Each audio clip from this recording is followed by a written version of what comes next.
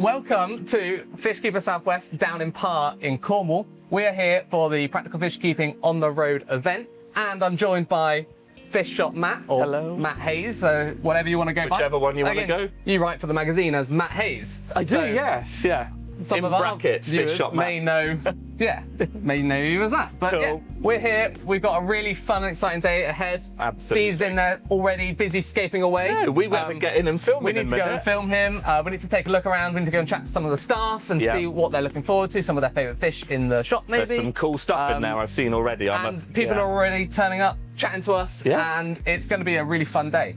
So shall we walk on in and take a look around? Oh yeah, it feels like it's going to be a very expensive day for me today. Yeah. Yeah. There's a lot of nice saltwater stuff for your I tank, know, but it was only a little tank, I think it might get a little bit ridiculous. let's have a look. The marine systems were really impressive. They had 3 bays full of marine livestock and 2 coral trays full of, well, corals. And they had everything for a large fish-only tank, or a nice high-end reef tank, or even just a little nano sort of desktop tank. They really catered for all areas of the marine hobby, which was great to see. So, I'm here. Do you want to introduce yourself, or would you like me to introduce you? No, you introduced me, it's fine. So this is Steve. You're a customer from the shop. You know Sophie and Lucy and the whole team here. Yeah. And you've been invited to come and build a display tank in this shop Yeah. during our On the Road event. Yeah. So have you Exciting. got any ideas about what you want to do with this Fluval Visi-White aquarium? Yeah, I've changed my mind about 3 times. Okay. So, yeah, I was going to go for a classic V shape with wood. Going to do it as a nature style aquarium, bit of wood and rock.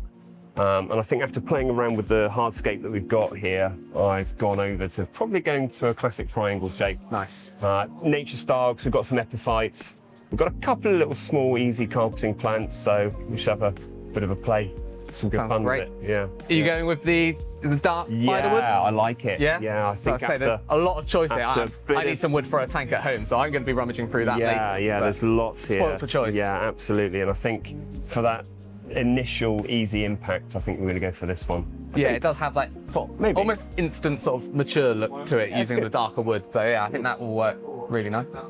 We'll leave Steve alone to finalise the hardscape, but we will come back in a bit to see how this nature aquarium is developing. It's going to look so good on top of this hunt and oak stand that comes with the Fluval Visi sets.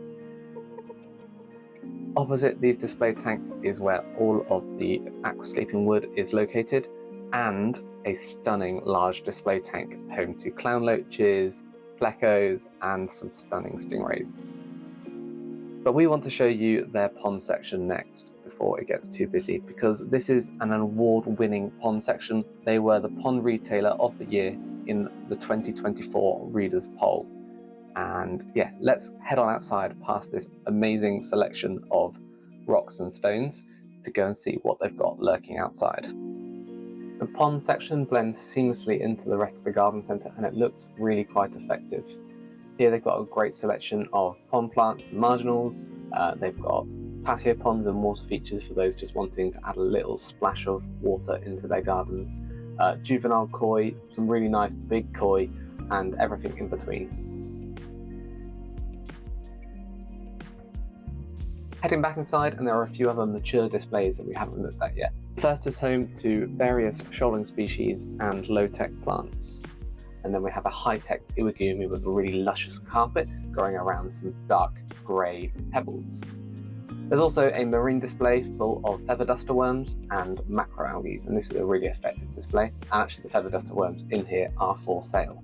It's about time that we went and checked in on Steve to see if he needed any help with planting, and it was perfect timing. He had just started prepping the tank for planting by dampening the Fluval biostratum, which is the substrate used in this aquarium.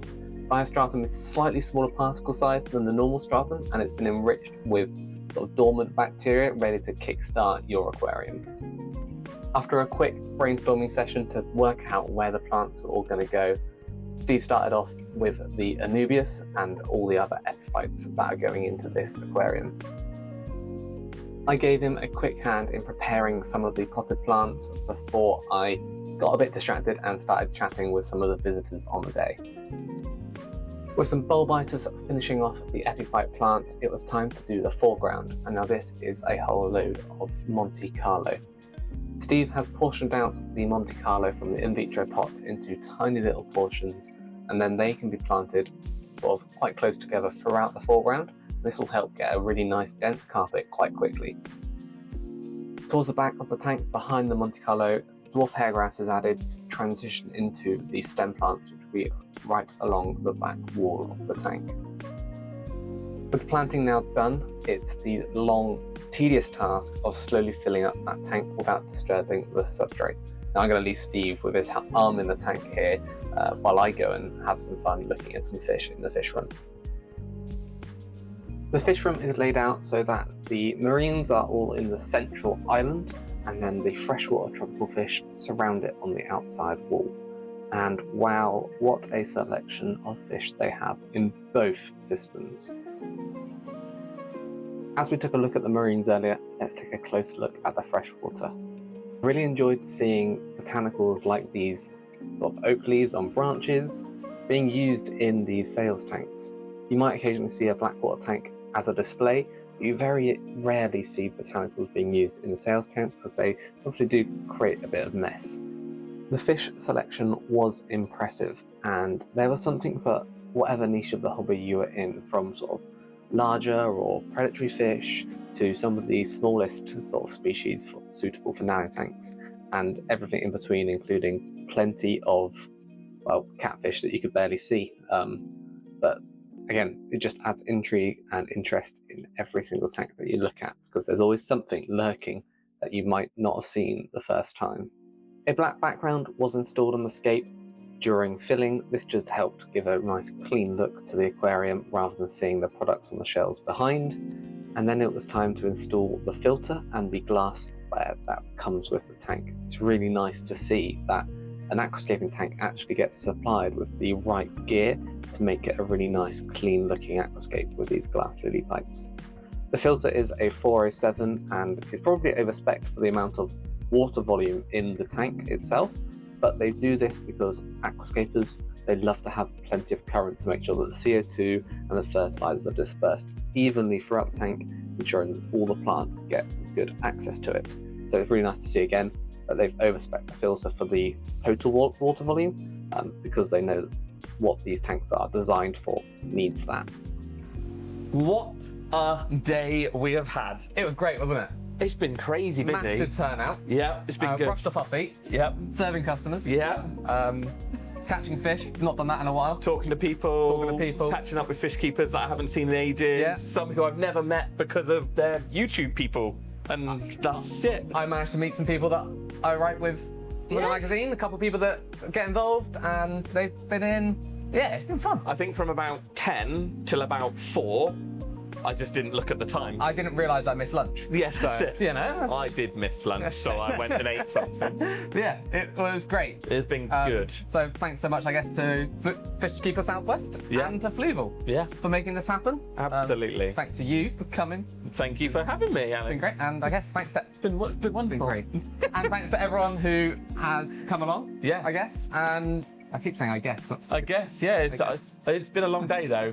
I'm talked out. Brain frazzled. Yeah, but it has in been a good amazing. way. Yeah, in a really good way. It's nice to see the support for an event like this, where it's a bit new and a bit different, and to see the amount of people that walk through the door is amazing. So People clearly want to do stuff around fish. Yep. They just need to be on. And in person, not just online. Online. Yeah. Says the YouTuber. Don't watch me. Let us know where you would like us to host the next On the Road event.